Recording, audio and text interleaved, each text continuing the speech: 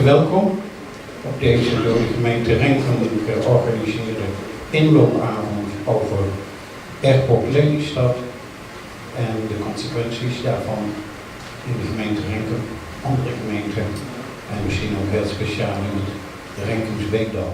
Ik ben ook voorzitter van de stichting Renkums Beekdal en ik ben daarom extra blij dat de gemeente ons gevraagd heeft, onze organisatie, om deze avond te begeleiden.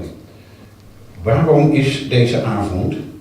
Dat weet natuurlijk iedereen. Het gaat om inwoners van de gemeente Renkum en anderen te informeren over de standpunten die de gemeente inneemt ten aanzien van laagvlieghoogtes. Het gaat ook om het ophalen van meningen van u, zodat die nog verwerkt kunnen worden in de reactie van de gemeente Renkum. En het gaat ook om u vanavond te informeren en ook een beetje een duwtje te geven om uw eigen reactie op de televisielegging te schrijven.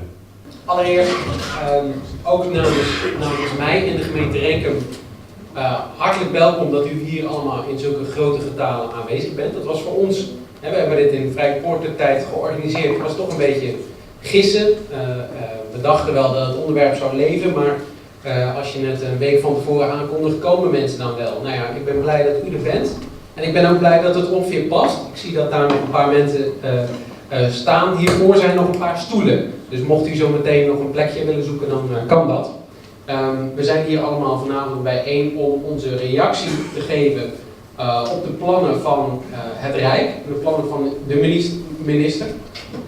En we hebben hem heel bewust zo ingestoken dat wij niet alleen bij ons in het gemeentehuis nadenken, goh, wat zullen we nou eens in die zienswijze zetten, maar dat we u mee laten praten, want wij vinden het belangrijk dat de gemeentelijke zienswijze ook een beetje uw zienswijze is. Dat doet niks af aan dat het heel belangrijk is dat u zelf ook een zienswijze indient, vandaar ook de referentie naar die website waar u dat kunt doen. Laat ik beginnen met de boodschap. De boodschap, en dat zal u niet verbazen, is dat wat ons betreft Lelystad Airport er voorlopig niet moet komen. Eerst het luchtruim herzien, dan bekijken of je voldoende hoog kunt vliegen, en dat is wat ons betreft tenminste op 6 kilometer, en dan pas besluiten of je nog wel open wilt. Dat was ons plan toen we in 2017, juni 2017 begonnen, en dat is nog steeds ons plan. Wij willen niet dat de minister de Veluwe verkwanselt, dat ze de Gelderland verpest, dat ze Oost-Nederland opoffert om tegemoet te komen aan de groeiwensen van Schiphol. Wij vinden dat een fout idee. Dat is fout voor de bewoners, fout voor de natuur en ook fout voor het toerisme. Laagvliegen is wat ons betreft geen optie. Laagvliegen is onzindelijk en dat is de boodschap. En ik ben pas tevreden als ook Den Haag dat aanvaardt. Als je vanavond allemaal vertelde, komt het er op mij een beetje op neer dat we Lelystad, het vliegveld, als heel Nederland eigenlijk een beetje door onze strot gedouwd is. En dat we daar nog maar heel weinig mogelijkheden toe hebben om er iets aan te doen. Nou, we hebben zeker nog wel mogelijkheden, want ik zou de moed nog lang niet opgeven. De minister wil wel heel graag natuurlijk dat het doorgaat. Ze doet ook haar uiterste best, maar dat doen wij ook met z'n allen. En wat we vandaag nog kunnen doen tot, ik zeg uit mijn hoofd 22 februari, is het indienen van de zienswijze. Dat kunnen alle burgers in Nederland en dus ook hier in Renkum en in de rest van Oost-Nederland doen. Een zienswijze indienen waarin ze hun ongezouten kritiek op dit plan aan de minister kunnen laten horen. De minister gaat dat dan in dank ontvangen en gaat daar vervolgens een rapport van maken, een nota van antwoord, zo heet dat. En dat rapport, dat gaat ze sturen naar de Kamer. En dan kan de Kamer, dat zijn haar reactie op de bevindingen van de burgers in dit deel van Nederland.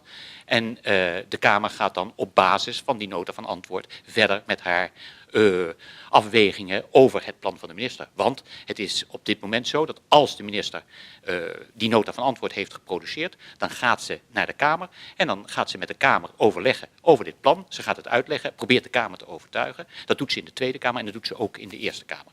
Ja. En die moeten dus eigenlijk allebei ook nog hun toestemming gaan geven aan dat plan. En als ze dat niet doen ja, dan kunnen daar consequenties uit volgen voor de minister. Inderdaad. Is het dan ook belangrijk dat er heel veel zienswijzen komen? Maakt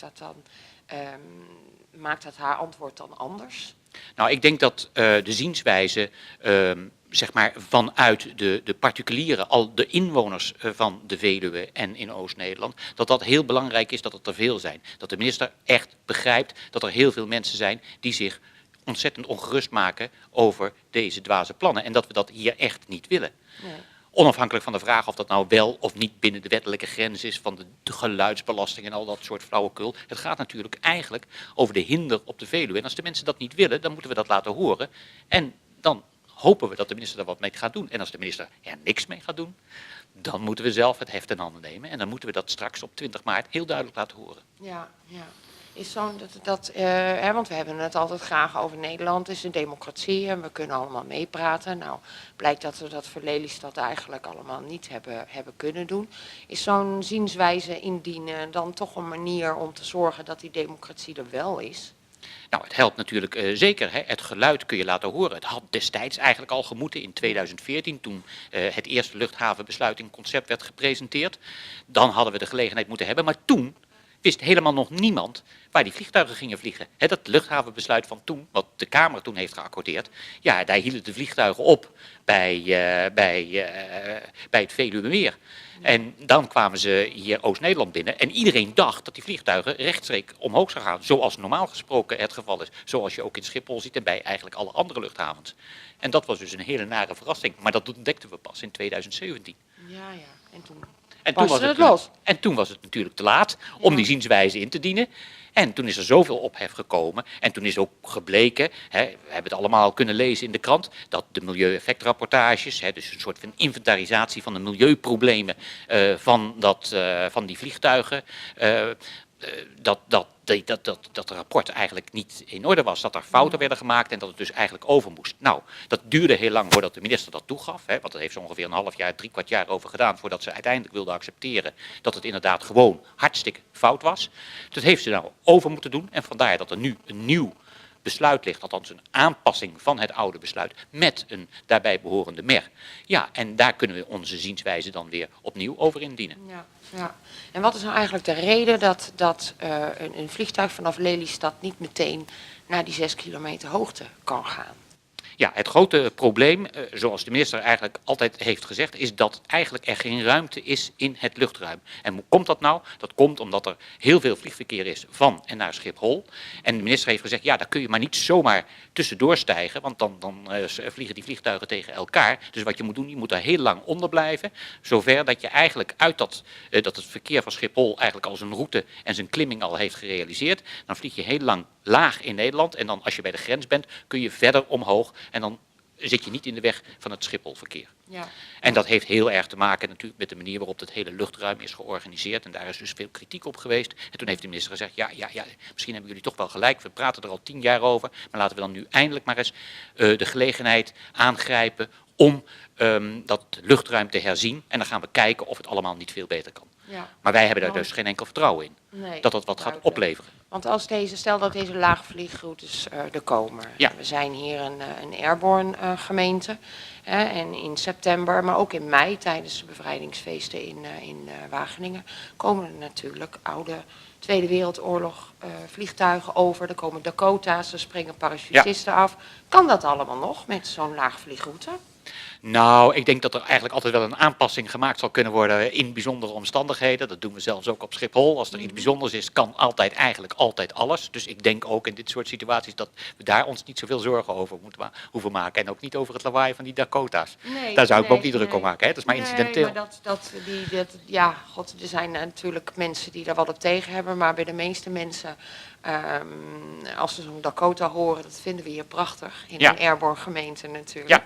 De zienswijze die staat op internet. Jullie hebben eigenlijk met z'n allen allerlei groeperingen, maar ook met de gemeentes samen, onder andere gemeente Renkum en Wageningen, hebben jullie allemaal samen één zienswijze gemaakt? Nee, dat is nog niet helemaal zo. We hebben samen met de andere actiegroepen een conceptzienswijze gemaakt die de mensen zelf kunnen uploaden, overnemen, aanpassen, zo op de manier zoals ze willen en dan vervolgens aan de minister toesturen. Dat hebben we heel gemakkelijk voor ze gemaakt. Het is echt een fluitje van een cent om dat te doen. Je moet gewoon naar www.stichtingreddeveluwe.nl gaan. Op de eerste pagina van die website zie je gelijk dien je zienswijze in. Je drukt op de knop, dan kom je op de site, dan kun je kiezen of een standaard zienswijze uploaden of het Word-bestandje ervan, waar je zelf veranderingen in kunt aanbrengen. En dat kun je dan vervolgens uploaden nadat je op een knop hebt gedrukt om op de website van het ministerie te komen. Dus 3 keer op de knop drukken en je hebt je zienswijze ingediend. Dus in 5 minuten kun je laten merken of je zelf niet mee eens bent. Absoluut, ja. Want het is natuurlijk ook mogelijk, stel dat je er nou niks op tegen hebt en je zegt van nou ik wil eigenlijk wel dat dat vliegveld er komt. Dan kun je natuurlijk ook een zienswijze indienen waarom het wel zou moeten. Ik denk ook dat er mensen zullen zijn die dat zeker zullen doen. Die zitten vooral in Lelystad zelf. Er zijn natuurlijk mensen die heel erg graag willen dat dat vliegtuig er komen. En dat is natuurlijk ook een goed recht. Dat is ook de hele bedoeling van de zienswijze. Ja. Dat moet kunnen en dat is prima. Maar die hebben er de afgelopen jaren natuurlijk ook hard aan gewerkt aan het vliegveld.